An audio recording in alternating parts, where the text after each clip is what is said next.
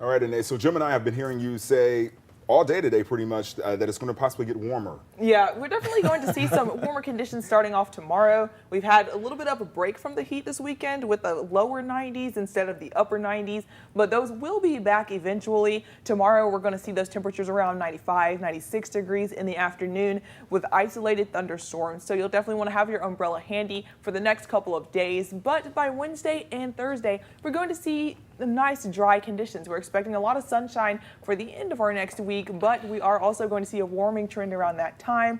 Temperatures briefly dipping into the upper 80s, but then back into those mid to upper 90s by the weekend, and next week looking even hotter for now. Yeah, hearing you say that, all I heard was that, Rob, you need to stay indoors all next week. Hey, that's what I do as well. All right, Anae. Thanks, Anae. Thanks, Jim. WAAY 31 gives you 24/7 coverage. You can count on local news, breaking news, and severe weather. LawCall is next.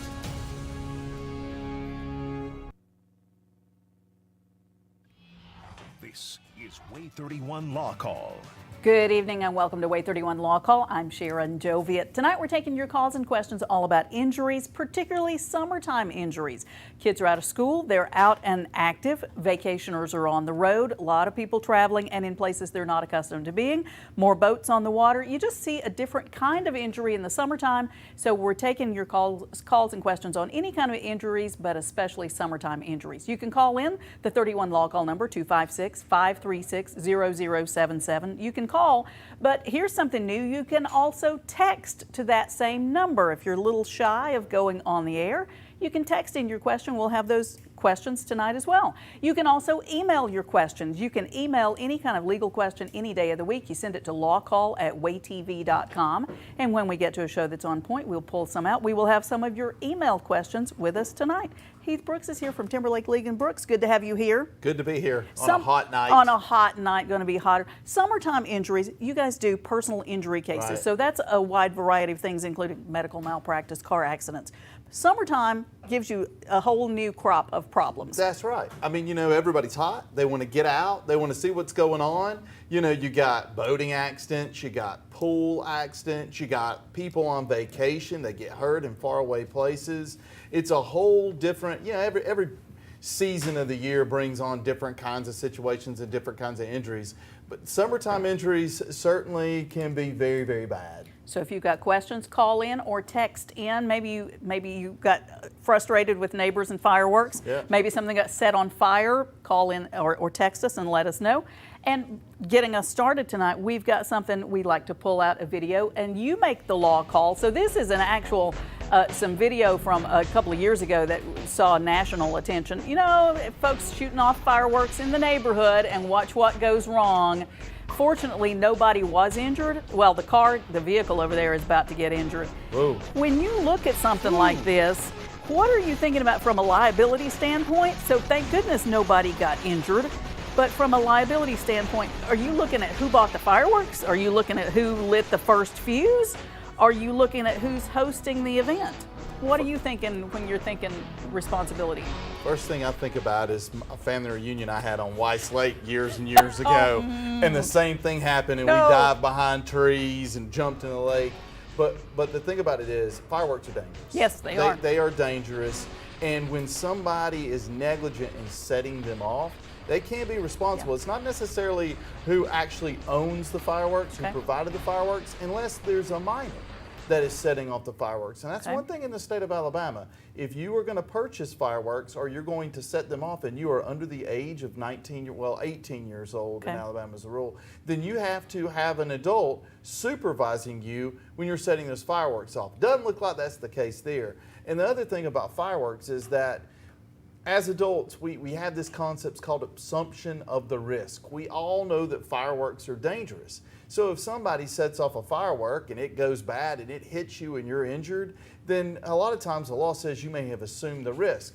The difference is that, let's say somebody sets off a bottle rocket and throws it at you. Well, that's a different ball game. If you're injured there, you may have a claim against the person that set off the firework. You may have a claim against the person who allowed their young child to set off fireworks. There are some situations where someone can negligently or even recklessly set fireworks off and cause an injury, and you may have a claim. that gets a homeowner's insurance policy potentially. Call in your questions, 31 Law Call number 256-536-0077. You can also text us questions to that same number, 256-536-0077. Okay, we got this email question from Benjamin. Benjamin says, is there a general rule on who pays when there's a serious injury at a pool party, especially where alcohol was being served? Okay, talk to us about pool parties and things that you're actually inviting people to. Now, I know if somebody gets hurt wandering over on your property that was not invited to be there, it might be a different rule, but pool parties. So you're at a pool party, it's the same sort of deal when you're dealing with a minor. If you're at a pool party and there's an adult there and that adult is serving minors alcohol, and a minor goes out on the road and is drunk and causes a wreck and God forbid causes an accident, then that individual who served that minor alcohol could be responsible. If you have a party where you are serving to visibly intoxicated individuals, then there could be a situation where you're responsible if you allow those, if you continue to specifically give those folks alcohol. So there are situations where you're at a pool party and you're continuing, you own the house, you're providing the alcohol, and you're continuing to allow people to get drunker and drunker and drunker, then God forbid they get on the road and cause a wreck. And there could be some responsibility there. Okay. We got in a text question, so someone has just written in. My question is, if you are disabled and you fall on and break bones on somebody else's property, can you file a claim because you were injured on their property? Okay, kind of a little confusing as to whether they were already disabled or if they just become injured on somebody's property. If you get hurt on somebody else's property, what can you do about that? There's a couple of different things you got to deal with there. First off is, are you on a residential property? Are you on somebody's private property and you're there just to visit? And if you're on somebody's property and you're there just to visit them as a friend or not providing them any kind of business or material benefit, then likely if you get injured on their property, you're not going to be able to have a claim against that private homeowner. The difference would be if there is some sort of defect on the property, like a well that was covered over that they knew about, you didn't know about, and you fell in, there could be some responsibility there. The difference is, though, is that if you go to a business, to a store, or you're trying to buy something, and that store is not ADA compliant, and you're injured because of a lack of ADA compliance, then there could be some responsibility there against the store. Likewise, if there is a hazard, and you couldn't have readily identified that hazard. And when I say hazard, what I mean is water. A puddle of water on the ground is a good one. The store may have left something for you to trip over or something along those lines, then the store owner could be responsible because you are providing a benefit to the store, and they owe you a responsibility to keep their store in a reasonably safe condition. If you're disabled and you require ADA compliance, that can bring in a whole nother set of issues that could find the store responsible for your injuries. We've got callers waiting. We've got Bob on the line with a question from Harvest. Hi, Bob. Thanks for calling. What's your question tonight? You want to record that? Hey, Bob, are you with us? What's your question tonight? Thanks for calling. Yes, ma'am. I've got my wife was involved in an accident a couple years ago. Okay. And it's the attorney that represents the people that are suing her want her to sign. She didn't have any insurance at the time. It had lapsed on us, and they want her to sign something stating that she didn't have any insurance so they could go after, I guess, his uninsured motors. Is there any liability or any trouble she could get into for doing that? Good question. Well, the first things first is that if you don't have insurance and you actually, your wife caused the wreck, then she could have some responsibility for that wreck. I mean, just because you don't have insurance doesn't mean that you don't have a responsibility. So the person that was the victim in this situation, they would have a claim against your wife. They could bring an action in court if it's not already in court, file a lawsuit in the district court or the circuit court, or they could try to resolve the issue without having to go take that legal step of filing a lawsuit. If you're asked to sign something, though, if your wife is and what that is that when your wife doesn't have any insurance, then the person that did have insurance may have what's called uninsured motorist coverage, which will literally step into the shoes of your wife and pay for the person that your wife injured or her property damage, his or her property damage, up to what the injuries and what the property damage would be worth. And in order to be able to take advantage of an uninsured motorist policy, you as the uninsured motorist have to prove that the person that caused the injury did not have insurance. So I suspect that that's why her lawyer is trying to get you to sign a document that says you didn't have insurance at that point in time to go ahead and have the proof that is necessary.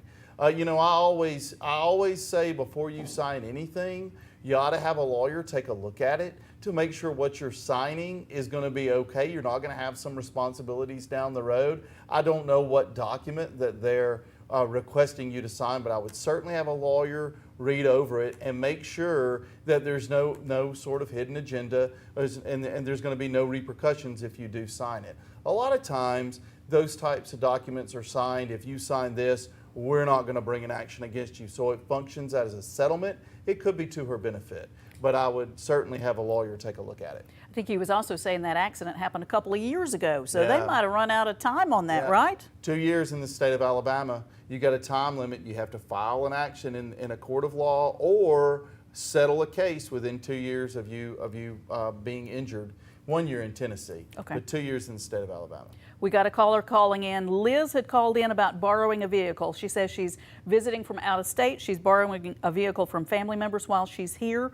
If she has an accident, is her insurance back in her home state on the line, or is the borrowed vehicle's owner on the line? Could be both. If it depends upon the severity of the injury. So whenever you are borrowing someone's car with their permission, the legal term for that is a permissive user.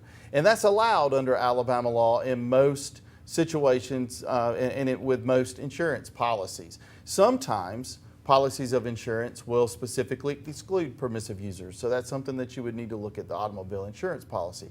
But most of the time they do apply. And so if you get in a wreck and you're borrowing someone's vehicle with their permission, the person's vehicle who you borrowed will have the primary insurance coverage. So that would cover you in the event that you cause a wreck, that you run a red light, you run a stop sign, or you change lanes and don't see the other person in the lane and cause a wreck and, God forbid, injuries. If you cause serious injuries that are worth more than what the person's car you borrowed has insurance to cover, then your own insurance policy on your own vehicle in whatever state that you reside in may provide secondary coverage. And so that's something you would need to look into in the event that that worst case scenario happens. Okay. Thanks, Liz. We're going to take a break. Be right back answering more of your questions all about summertime injuries. Stay with us.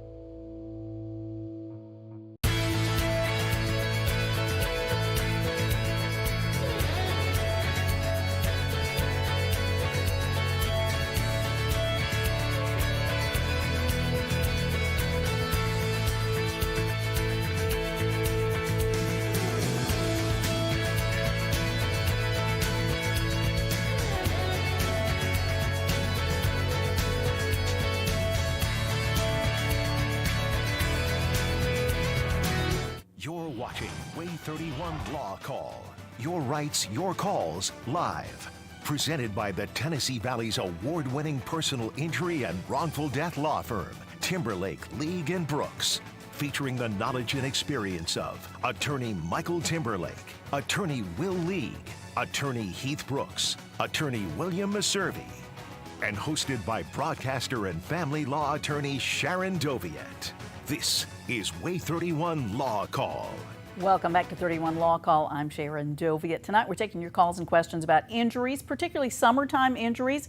You might have questions about pool parties or bicyclists on the road. Right. Calling your questions. Heath Brooks is here from Timberlake, League and Brooks. And we were talking earlier about bicyclists on the road. Yeah. There are a lot of bicyclists out right now. And as somebody who does personal injury cases, are you very more cautious, you think, than the average person around bicyclists and hobbyists like that? I'll tell you, I'm cautious when driving a car because of the work that I do anyway. But, you know, Bankhead Parkway, we all know Bankhead Parkway is rough for bicyclists, it's rough for motorists. We have to, as motorists, we have a responsibility to share the road with bicyclists, and bicyclists have a responsibility to follow the rules of the road as if they were a motor vehicle for the most part. But going around those curves, you know, you got to be extra careful, particularly in the summertime. There's a lot of bicyclists out. And as a bicyclist, you got to be extra careful because there's a lot of cars. Kids are out of school, you know, and out and about during the day. So it can be a pretty significant time. We see a lot of bicycle accidents, you know, occurring most of the time. You know, you hear the same old story. I didn't see them. You know, is something that we hear often. Fortunately, there's an organization that's trying to get bicyclists, maybe to get them a little bit off of the road. Yeah. So. Just take your time. If you can't get around them safely, That's right. You can't get around them. We got in an email question from Sean. Sean says, my cousin was bruised up when he was hit by a boat while he was swimming around the dock. He was told that the driver of the boat was not the boat's owner. Does that matter? It could. I mean, as we said earlier with another caller, you know, if the person who is driving the boat did not have permission to drive the boat, there may not be any insurance on that boat. And there may not be any insurance on the boat anyway. If you're not required, you know, you got to make sure that there was actually insurance to cover liability on that boat. And if there is insurance, they may exclude other boat operators. So it could certainly matter if the boat is not your boat. What you hope is that, one, there is a policy of insurance on that boat, and two, that it covers the person that was actually operating the boat. And your claim would be against the person that was operating the boat. But yes, it could matter. You'd have to look at the insurance policy. We got a text message in. Somebody's asking, what should I do if I tripped and fell at a public park due to an uneven pavement and on the designated walking track? So when they're building something, if they're not maintaining it and it's a public facility, what do you do about that? You know, it's a different animal. We talked a little bit about this earlier. It's a different animal when you're dealing with a public entity like a county or a city government. There are some specific requirements when you're dealing with a city or a county. The first thing that needs to be addressed is that there is a different time limit. If this public park is owned by a city, then you as the person who was injured have a responsibility to file a notice of claim with the city within 6 months of your injury, or you will not be able to pursue your case. In Huntsville, what you do is you go down to City Hall and there is a form that you can fill out and then you can provide that notice of claim. If it is against a county government, then you have a 1-year requirement to file a notice of claim with the county. So once you get past that time, the time limit issue, the notices of claim, 6 months for the city, 12 months for a county, then how is a city responsible or a county responsible? Well, it's a little different ballgame. The county and the cities both have a responsibility to upkeep their parks and to provide a reasonably safe park or sidewalk, and to warn of dangers that they knew about or they should have known about. You know, we've got a case now where we're addressing this against a municipality in the state of Alabama where there was an uneven sidewalk. And one of the big issues is, did the city know that the sidewalk was uneven? So there are things that have to be proven when you bring an action against a city. Did they have knowledge of this uneven tract? How long was it there? What caused it to be uneven? But in a situation like this, you definitely could have a claim against the city or the county. That would be something you would really want to bring to the attention of an attorney. These are very serious cases, very litigation-heavy cases that can take a long time to work through, and they require a lawyer to take a look at. People can get hurt more seriously than you think, just uneven sidewalks. Folks out running. You know, the ground comes up fast, and it's hard. And if you fall on concrete, we're talking head injuries, broken bones, concussions that can persist for long periods of time. You know, it's caused, we've seen really, really, really serious accidents involving sidewalks. Just plain old sidewalks. Uneven sidewalks. Yeah. Because who's looking when you're walking down a sidewalk? You expect the sidewalk to be even. Yeah. And then you've got this ledge, and you trip and you fall on it and your face hits the concrete, and it's a problem. We got this email question from Kirby. Kirby says, if your dog bites someone, are you responsible for all their medical bills? Your dog bites. Does that make you responsible for everything? Generally speaking, the answer to that is yes. If you have the dog, and this is particularly true if your dog has bitten someone before. Now, if you're a trespasser on somebody's property and the dog bites you, then that's not going to be the owner of the dog's responsibility. But specifically, if the dog is off of your property and it bites someone, then you're most likely going to be responsible for the medical bills that resulted from that dog bite. Alabama law does allow a single get out of jail free for a dog bite in certain situations, but if your dog is particularly off leash on somebody else's property and it bites them, you're most likely going to be responsible for the medical bills. Let's talk a little bit about things that are attractive to kids in the neighborhood. Yeah. Pools, trampolines, things like that. If kids come on your property, you didn't invite them over there, but they're on your property and they get hurt or drown in your pool or get hurt on your trampoline, you didn't invite them there. Yeah. Are you liable for that? You know, we've had horror stories involving pools. And during the summertime, this is something that I tell everyone who will listen. Keep a 4-foot locking fence around your pool. Not only is it the safest thing to do, but it is also the law in the state of Alabama, in Madison County, and in the city of Huntsville and the city of Madison.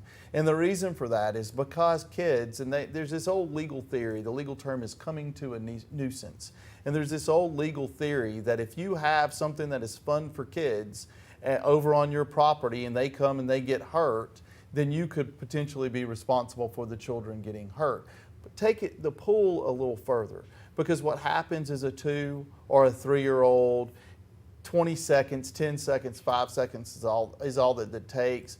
This child gets away from their parents, wanders to a pool. There's no fence up, the boards are rotting, the gate's open.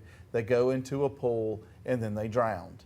And I unfortunately have had multiple cases where that specific situation has occurred, when there was no fence around the pool, no locking gates. Child gets away and drowned in the pool, and it is a devastating situation, and easily preventable. Make sure you have a 4-foot fence. Make sure you have locking gates around the pool. Avoid the disaster. Let's talk a little bit about beaches, water parks, kind of thing. If you take your kids, you drop your kids off at the water park, and you think they're watching and they're going to be responsible for your kids, don't they have to have trained people? They got to have lifeguards. They got to have all that. But things happen. Right. Yeah, sure. I mean, you know, when you go to a water park, same rules apply. You have to keep your water park in a reasonably safe condition and warn the folks that are there of hazards that they knew about, should have known about, or that this water park created. So that's the first level. The second level is that you are dealing with children that are swimming in pools, tidal pools and things of that nature. So you have a responsibility to provide safety, to provide lifeguards that are trained and qualified to ensure that those children don't drown. And if they do, as an organization, you could be responsible for the consequences. And also you have a responsibility as a water park to upkeep your equipment. We've dealt with injuries that have occurred on water slides where the slide has become separated and caused an injury. Ooh. So there are injuries that occur at water parks, there are injuries that occur at lakes, there are injuries that occur in the ocean. Most of the time, particularly in the drowning in a water park, there's a responsibility to have a lifeguard. Okay. Sure is. We're going to take a break, be right back answering more of your questions about summertime injuries. Stay with us.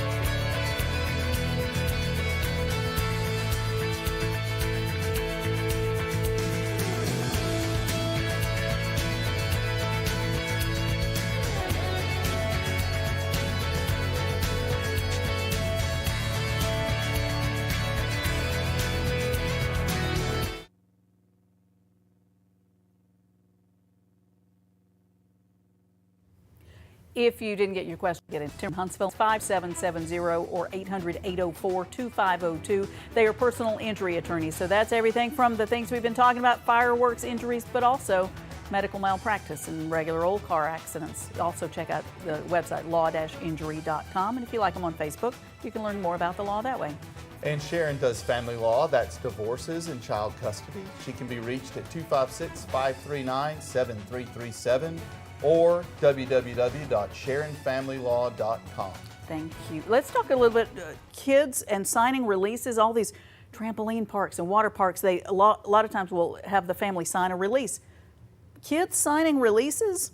A kid can't sign their own release. Okay. And so what these parks think is going to happen is the parents are going to sign the release for the children, and that's going to hold up in a court. It doesn't hold up in a court. Kids can't form contracts, and if a child is injured in one of these parks, regardless of the release that the parents sign, the park could be responsible. To what age? 19 in Alabama? 19. 19 State in majority. Alabama.